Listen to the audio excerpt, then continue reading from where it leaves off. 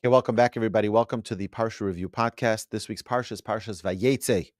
We know Yaakov is on a journey, and Yaakov arrives Vayifka b'makom vayolin sham. He arrives at the place, and he spent the night there. Kiva Hashemesh, because the sun had set. Vayikach v'yavnei hamakom, and he takes from the stones of the place. He had 12 stones, puts them around his head. Vayishka b'makom ahu, and he rests there. Vayachalom, and he has a dream. V'hine sulam mutzav arza, and there is this ladder. V'rosha magia shamayma, the ladder is on the ground, but it goes into the heavens. V'hine malach elokim olim yordim bo, and he sees the angels of God that are elevating and that are ascending and descending upon it. Hine v'hine Hashem nitzav alav, and then Hashem was standing over him. Vayomar, and he says, Ani Hashem Elokei Avram Avicha. I am Hashem, your father's God. V'Elokei Yitzchak, and I'm the God of your father Yitzchak. Ha'aretz asher ata shochev oleho l'cha etnena uzarecha. Hashem tells Jacob, the land that you are resting upon, Mount Moriah, which is what we're known today as the Harabayis, the Temple Mount, where the Western Wall is, where the Al-Aqsa Mosque is. V'hoya zaracha ka'afar ha'oretz, and your offspring shall be as the dust of the earth, uforatz the yom of a kedma, v'tzafayin of a negba, v'nivruchu b'cha kamish b'chois adama uzarecha. And you shall burst forth westward and eastward and northward and southward, and you will be blessed, and will be blessed through you all the families of the earth, and through your offspring. So this final verse here that is what I want to focus on. Our sages tell us something so incredible. Read this verse again. And your offspring will be as the dust of the earth. And they will be burst forth westward and eastward, northward, southward, and all of the families of the world will be blessed through you and your children. Our sages tell us something very interesting here. The key to our success is in this verse. V'hoya zaracha, your descendants, your children, your offspring shall be kafar arts, like the dust of the earth. What's the dust of the earth? The dust of the earth means be humble. Be humble. The Talmud says an amazing thing. The Talmud says, Hashem blesses Jacob and his offspring. Why? Lo mirabchem mikol ha'amim. Not because you are many, because you are plenty. Chashek Hashem bochem. Ki atem hame'at mikol ha'amim. Because you're the fewest of the nations. So it's not because of your numbers that I love you, Hashem says. I love you because you're the fewest. Amar lem HaKadosh Baruch Hu Yisrael, Hashem says to the Jewish people, Choshkeni bochem she'afilu b'shah sh'ani mashpia lochem gedula. Because even at the moment, Hashem says, that I give you greatness, atem ematim atzmechem lefanai. You know what you do? You don't say, look at me, I'm so great. Look at me, I'm the chosen one. Look at me. That's not what we do. Nasati gdula Avram. I gave greatness to Avram, to Abraham. What did he do? Amar lefanai, he says, Anochi afar ve'efer. I'm like the dirt. I'm like the dust. I'm nothing. L'Moshe v'Aaron, Hashem give greatness to Moses and Aaron. And what did he say? V'nachani me Hashem. L'David, to greatness was given to David. What does he says? He say, V'anochi talas v'lo ish. I'm but a worm. I'm not a man. But what does it say regarding God when he gave greatness to those of the nations of the world? He gave to Nimrod. What he says? Hava nivne lano ir. Now I'm going to build a big city for myself. And what happens to Pharaoh? He says, Mi Hashem, who's God? L'sancherev, what does it say? Mi bekol elokei ha'arotzos, who is the God of all of these lands? Me.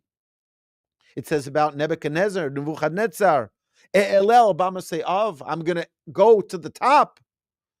And Techiram Melech Tzur, Techiram the king of Tzur, it says, Moshe Elokim Yoshavti Belev Yam, I sit in God's throne in the middle of the sea.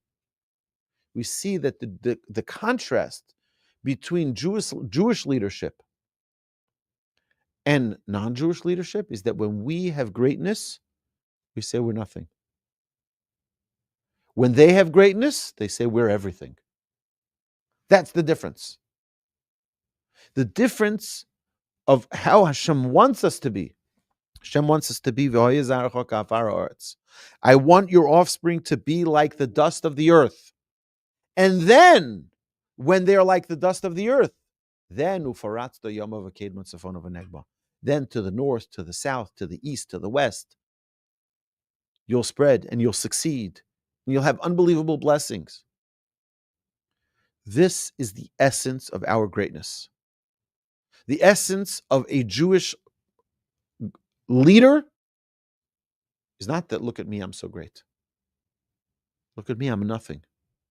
How much more am I responsible? If you look at the incredible letter of the Ramban writes a letter to his son. And what does he say? It's an amazing thing. He says to his son, if you are wealthy and others are poorer than you, he says, you know what you should do? Be humble because you have bigger responsibilities. If you are smarter than others, be humble because you're more obligated than them. And if you are poor and they are wealthy, you're required to honor them. Meaning, we always take the stand of being more humble. There's never a state where it says, okay, now you can be arrogant. Now you can show off. Now you can gloat. Now you can pump up your chest and say, look, I made it. No. There's never a state of a Jewish person's life where they should be standing on top of the mountain saying, look what I've conquered. Look what I've accomplished. Rather, a person has to realize, I'm so much more obligated. If I was able to climb this mountain, maybe I can climb a bigger mountain now. We always have to look up further. How can I get closer to Hashem? How can I elevate myself? I had such great accomplishments. Is that enough? Maybe we need to push ourselves further. Maybe we need to go beyond.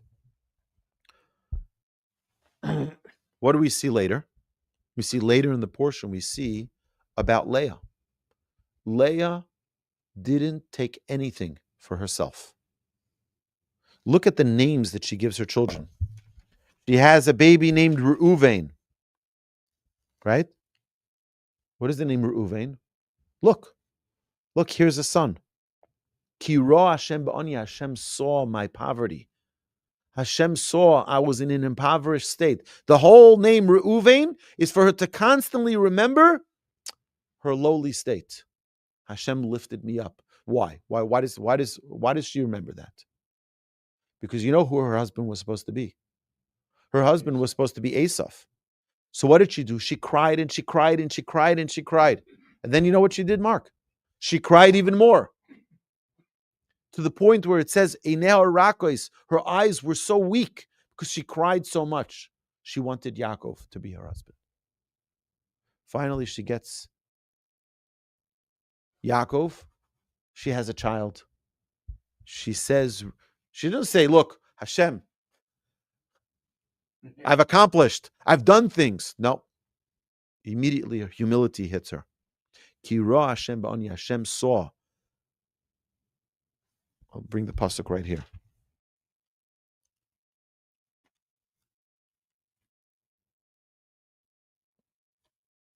Ki ra Hashem ba'ani, Hashem saw. Hashem discerned my humiliation.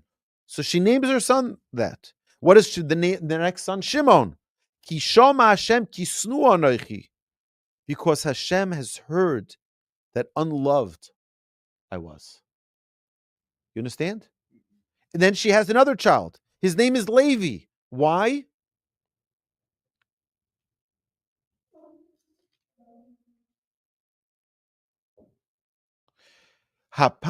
Vatomer ato hapam yilove ishi elai. Now this time join will my husband with me. Ki yoldo lo shlosha banim, because I born him 3 sons. Al Kain Kar Shmo Levi. And therefore, his name is Levi. The 3 names she gives her sons are all humility. Then she has a 4th son. What does she do now? She says, Apam Odes Hashem. This time, I got well beyond my calling. Again, humility. I'm grateful to Hashem. That's why she named him Yehuda. We see a constant state of humility.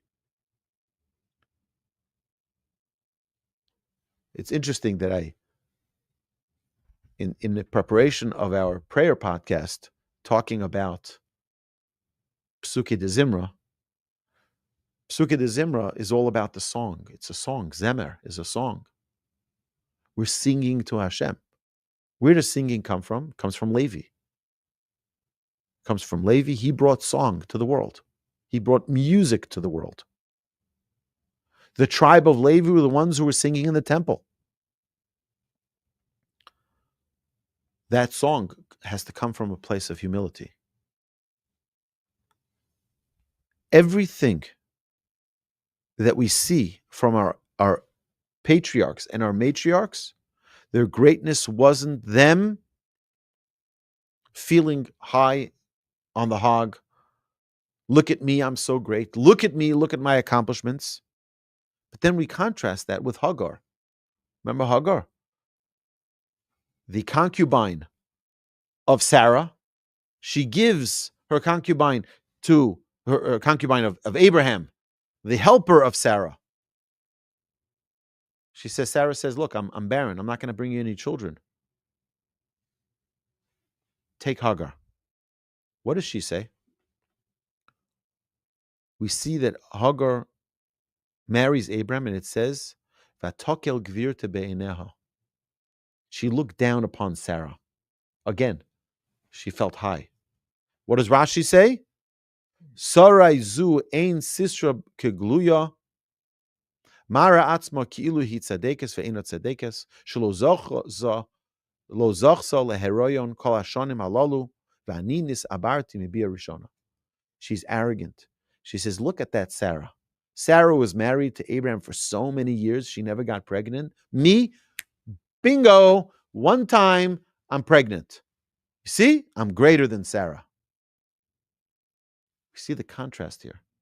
We see the contrast that our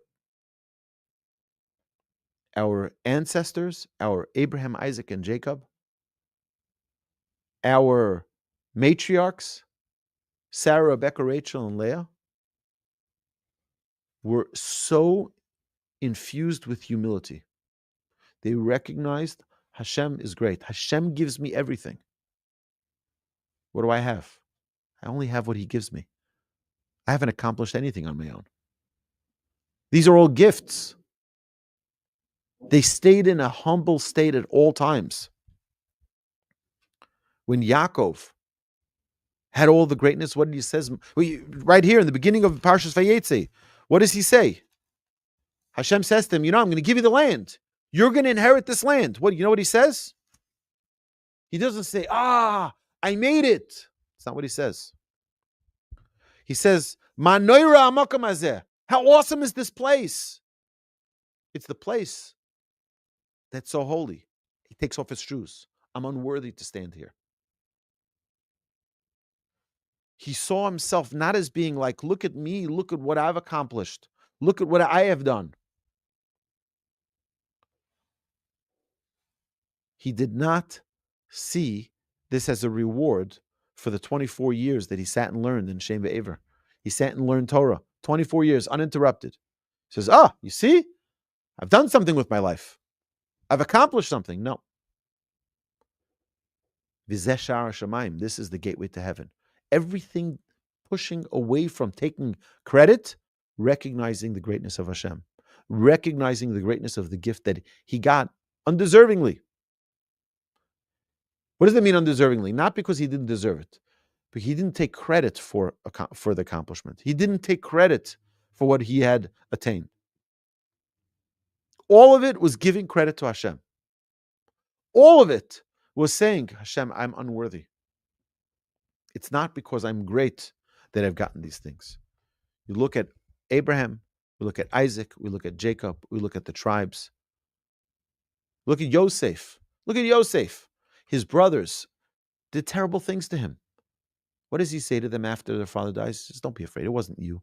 I know it wasn't you. Hashem sent me down here.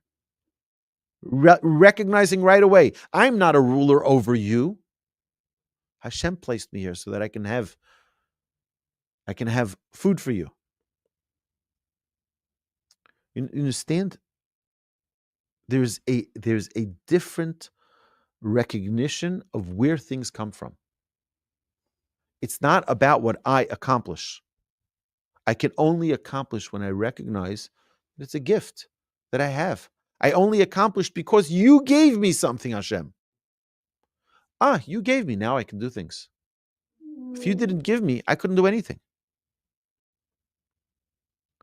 This is the key to success in Jewish life. The key to success in Jewish life is be small to be great. You need to be small. You want to be great? Yehalalu chazar. Don't praise yourself. Let someone else praise you. King Solomon tells us that. Let someone else praise you. Don't take credit. All you need to do is deflect and say, it's a gift from Hashem. And feel it. Not only say it. Feel it. I cannot accomplish anything if I didn't have a gift from Hashem. Something I think is so important for us when we look through the Parsha, to see the gifts, to see the humility that we experience when we, right? When they make themselves humble, then then you will be great. Only when you make yourself like the dirt, like the dust, when you realize that it's not you, then you will be blessed. It's almost, it's counterintuitive to what we think. When we realize that it's all a gift from Hashem, then the gifts keep growing. My dear friends, have an amazing Shabbos. Thank you, Rabbi.